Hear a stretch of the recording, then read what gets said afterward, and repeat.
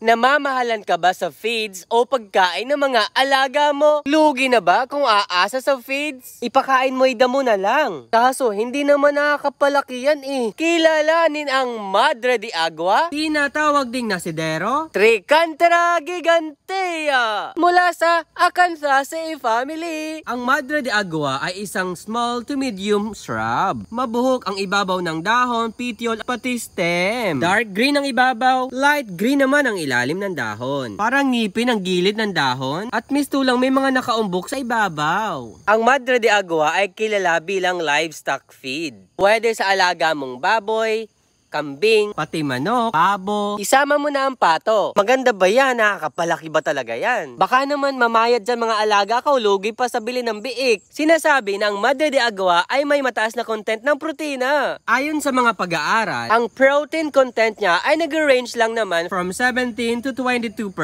Mataas din sa calcium ang Madre de Agua kumpara sa ibang dahon-dahon na ipinapakain sa mga alaga. Pwede mo rin gawing pangbakod at kaya makaprevent ng soil erosion. Ang talbos nito ay edible. Hindi ko pa na-try. I-try natin ngayon.